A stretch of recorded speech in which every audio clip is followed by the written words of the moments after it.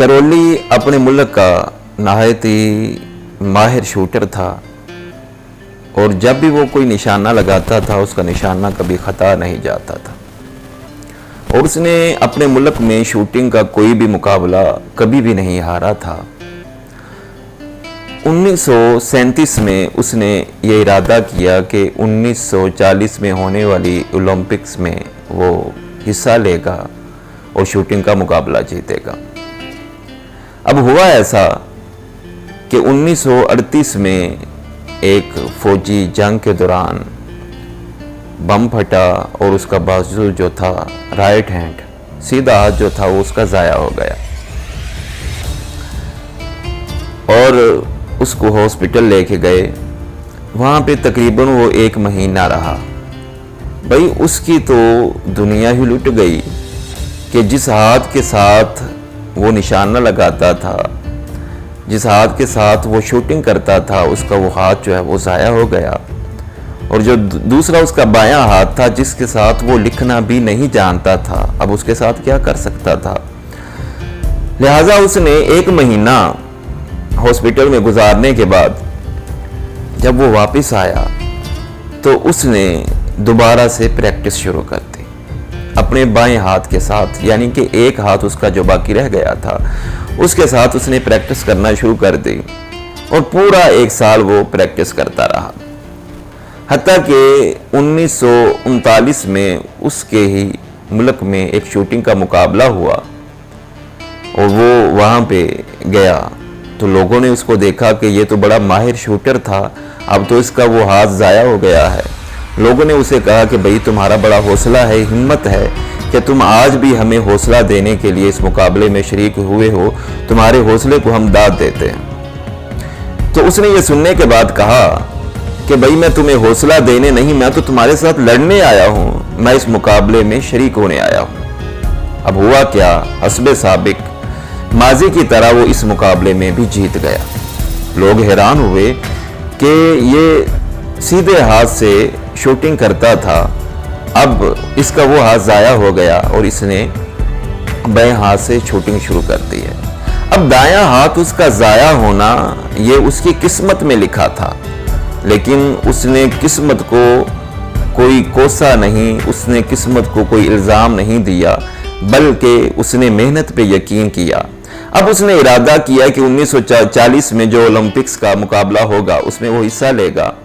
तो 1940 में ये हुआ कि जंगे अजीम की वजह से ये ओलंपिक्स जो थे ये कैंसिल हो गए। उसने प्रैक्टिस छोड़ी नहीं, वो प्रैक्टिस उसने जारी रखी। अब फिर 1944 में यानी 1944 में फिर ये हुआ कि जो ओलंपिक्स के खेल थे वो फिर जो है वो कैंसिल हो गए। उसने हिम्मत फिर भी नहीं हारी और वो मुसलसल प्रैक्टिस करता रहा, कोशिश करता रहा, मेहनत करता रहा। हत्ता कि 1948 में जब ओलंपिक्स के मुकाबले शुरू हुए तो उसमें उसने हिस्सा लिया।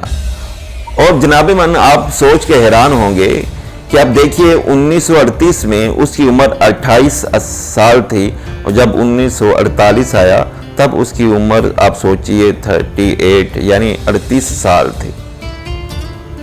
उसने उस खेल में हिस्सा लिया और अब आप ये जानकर हैरान होंगे कि उसने वो मुकाबला भी जीत लिया। अब उसने बस नहीं किया, छोड़ा नहीं, बल्कि उसने अगले ओलंपिक्स के लिए उसने फिर से प्रैक्टिस शुरू कर दी, उसने मेहनत शुरू कर दी। हत्ता कि 1952 में फिर ओलंपिक्स के जो मुकाबले हुए उसने फिर हिस्सा लिया और उसमें फिर जो है वो ये मुकाबला जीत गया और दुनिया को दिखा दिया कि अगर मेरा एक हाथ ज़ाया हो गया तो ये मेरी किस्मत थी, लेकिन मैंने मेहनत करना नहीं छोड़ी। और ये उस वक़्त दुनिया का वो वाहिद शख्स था जिसने मुसलसल 2 मरतबा गोल्ड मेडल जीता था। जनाब मन हम लोग ऐसे हैं कि हम अपनी सुस्ती, अपनी नाअहली को नहीं देखते, बल्कि हम किस्मत को कोसते रहते हैं और तरह तरह के बहाने बनाते हैं। और जिन्होंने कुछ नहीं करना होता उसके पास 1000 मौके भी हों, वो फिर भी बहाने जो है वो बना कर वो वाक़यों को ज़ाया कर देते हैं। लेकिन जिन्होंने कुछ करना होता है उनके पास कोई मौका ना भी हो फिर भी वो मौका तलाश कर लेते हैं। और हम ऐसे हैं कि खुद करते कुछ नहीं और बार बार यही कहते रहते हैं कि जी किस्मत ही ऐसी थी, किस्मत ही ऐसी थी। भाई किस्मत बनती नहीं, किस्मत बनानी पड़ती है। अगर किस्मत से ही होता तो पाकिस्तान को बनाने के लिए कभी कायदे आज़म को मेहनत ना करनी पड़ती। अगर किस्मत में ही होता तो फिर भाई कोई चांद पे ना जाता। भाई जो चांद पे गए हैं उन्होंने भी मेहनत की है, जिन्होंने बल्ब इजाद किया है उसने भी मेहनत की है, जिन्होंने जहाज बनाए हैं उन्होंने भी मेहनत की है। तो इसलिए अल्लामा इकबाल ने कहा था कि अबस है शिकवाए तकदीरे यज़्दां, तो खुद तकदीरे यज़्दां क्यों नहीं है।